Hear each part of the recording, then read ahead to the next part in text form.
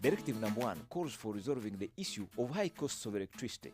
When President Museveni's government assumed power in 1986, Uganda's electricity sector was in ruins. On Falls Dam, the country's sole power station, operated at 37.5% capacity, down from 160 megawatts in 1950s to 60 megawatts in 1986.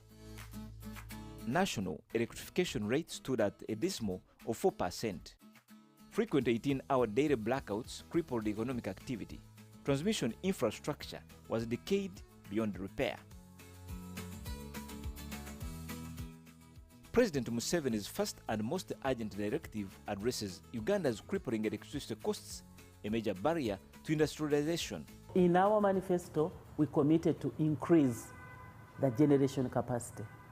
And as I speak now, at least we have progressed on key power plants. I can talk about Isimba, which is already up and running, generating 183 megawatts. I can talk about Kaluma, the biggest power plant that we have, which is generating 600 megawatts. There has been a deliberate effort by government to conclude the large generation plants that were largely funded by government. Today, for Karuma, we are achieving a generation tariff of 4.9 US cents per kilowatt hour.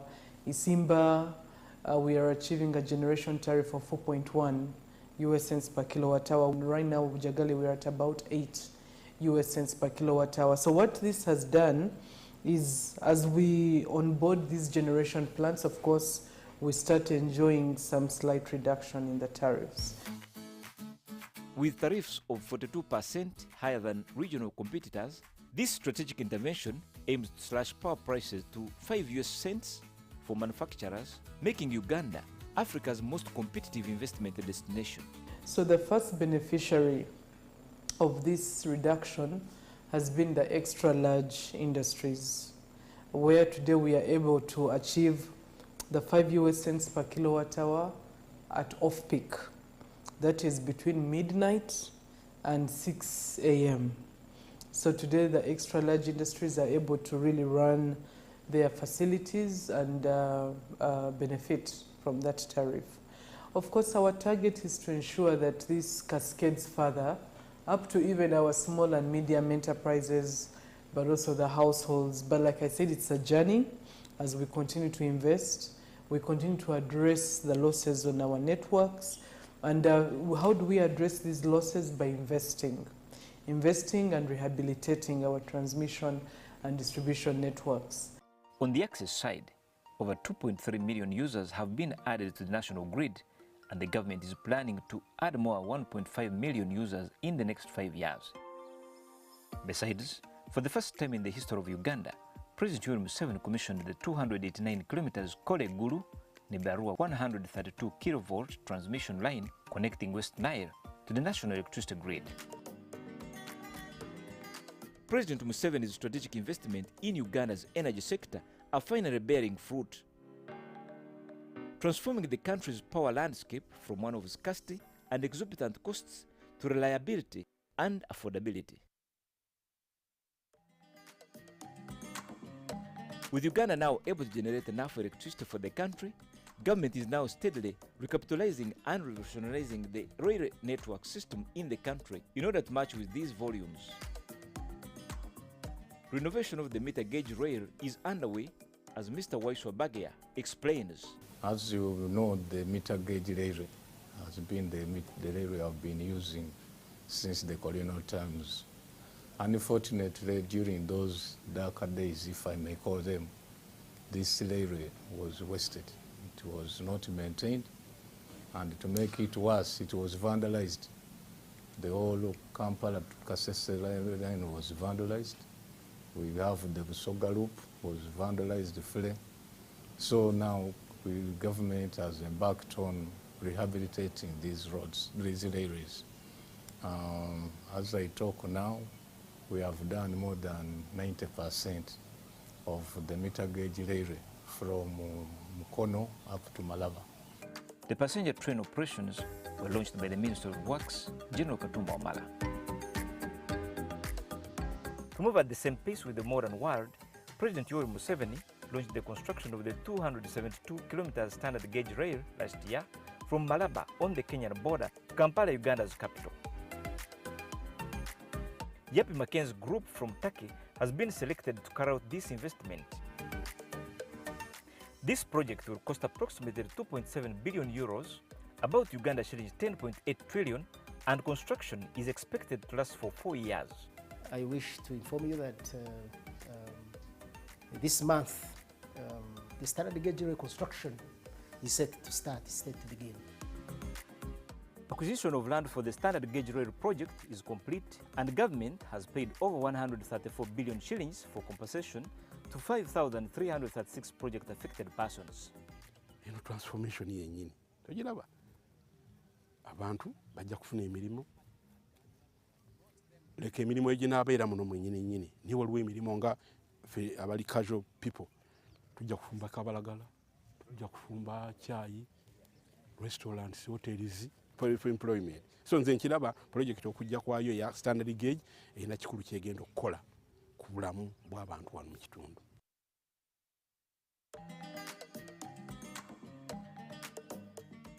With the growing population in the country currently standing at 46 million Ugandans, Uganda is strategically positioning itself as a key hub for industrialization through the development of industrial parks, which are envisioned to be essential for the country's economic growth and prosperity. The Uganda Investment Authority was tasked with spearheading the establishment of 22 industrial and business parks throughout Uganda, focusing on job creation, improving access to land for investment, promoting research and technology innovation, enhancing skill development, and ultimately boosting exports. We have already 11 industrial parks, operational industrial parks in Uganda. You know, there is Namave Industrial Park, Kambala Industrial and Business Park, Boyogere Industrial Park is an industrial park under Uganda Investment Authority. Luzira is another one. We have Kasese, we have Mbale, we have Kapeka, to mention but a few. We have 11 operational industrial parks. These industrial parks have emerged as pivotal hubs for economic development, innovation, and providing livelihoods for more than 2 million Ugandans directly and indirectly employed. Against this background, Uganda Investment Authority continues to acquire more land for industrial development across the country as per government strategic investment plan for technology transfer and skills development, export-oriented manufacturing, and local raw material utilization. So what we did, we have gone around the country and mobilized 81 square miles of land for industrial park development, free from our local governments. So you go to Kisoro, we have 600 square mile of land in Kisoro free for industrial park development. Yumbe gave us 1,200 acres of land. Rukunjiri, 600 acres. Lira, 500 acres. We got Soroti, there is also land there. Karamoja, there is land for industrial park development. So really we have got almost 81 square miles of land for industrial park development. Now we are looking to financing to ensure these industrial parks are developed. So we are on the journey. Of course, industrial park development, building them needs a lot of resources, but we have secured the land for that. There are already operational parks here, and we are in the process of ensuring that is done. To enhance the investment climate, the Uganda Investment Authority has established a one-stop center at its main offices in Kampala. This initiative is an answer to the President's directive of streamlining the licensing process for investors, enabling them to obtain necessary permits that include a trading license, certificate of incorporation, and environmental impact assessment, among others, easier and faster. At least for the investment license of Uganda Investment Authority, the average we take is 21 hours. I still think there is a lot to be done in that if an investor comes here, we shouldn't wait a whole day to give you a license. If all the documentation are there, it shouldn't take you more than 10 minutes to get a license with me. And that happens. But the reason why sometimes it stretches 21 hours is there could be a documentation that is missing. You need a business plan to get investment license. So if we don't have that business plan, it will be very difficult for us to give it to you. So maybe they bring that. So that information asymmetry might be an issue. But in terms of meeting the directive on investment licenses being given within 48 hours, we hit that. At average is 21 hours at Uganda Investment Authority. This initiative has reduced bureaucratic obstacles and is attracting more investment and making Uganda a more accessible and conducive environment for business operations. Over the years, Uganda has had challenges, especially poor physical infrastructure and other non-tariff barriers that hugely affected efficient trading and depressing trading opportunities across major borders. Today, the NRM leadership has actively developed the road infrastructure to facilitate movement of goods, enabling producers in rural areas to access urban markets and international trade routes. To improve efficiency, reduce costs, and boost the competitiveness of Ugandan exports, the NRM, through Ministry of Trade, Industry and Cooperatives, has rolled out 8 one-stop border posts in the country to streamline and facilitate trade and free movement of goods and people between neighboring countries. These one-stop border posts are designed to consolidate border control procedures and services in a single location, reducing duplication and inefficiencies. This is the new Goli one-stop border post, a transformation from a small border crossing with dilapidated infrastructure to modern integrated border management facility with coordinated procedures. In place, there is the customs shed and warehouse, border official offices, staff quarters, internal roads based on the planned business flow and movement of people. Located in Northwestern Corridor, this one-stop border post was established to facilitate border crossing between Uganda and the Democratic Republic of Congo. The border point actually has really simplified business. Unlike those days where you find a client would come clear with customs, then we look for the Office of Migration, go to security to check their offices. So right now, we are actually operating under one roof. That's a big push really to simplify business operations across the border. Mutukula Border Post. Located in Rakai district on the border of Uganda and Tanzania, this border point is a major crossing point. Busia is a busy border crossing point between Uganda and Kenya, where more than 3,000 people and 900 vehicles cross daily. Malaba is another one-stop border between Uganda and Kenya on the northern corridor with similar facilities. Elegu is a major gateway to South Sudan from Uganda, and it is a major crossing of goods and people moving in both directions. Mpondo Customs in Kasese district is another one-stop border post that is facilitating cross-border trade in the Great Lakes region with DR Congo. The Katuna one-stop border post links Uganda to Rwanda and is facilitating trade in the region, promoting prosperity and regional integration. Since its establishment, business operations in the area has transformed. This system of one-stop border is so good. First of all, in terms of time, because when you're cleared by the Rwandan official, you immediately cross and the Ugandan official clears you. On the side of decision making, it's very easy, because in case I get a challenge, it's easy for me to consult my colleague. And then it has also facilitated people in terms of time. Those days we used to clear a bus and you take ages, but now, depending on the time of the hour, the buses are cleared so fast and people don't waste a lot of time at the border.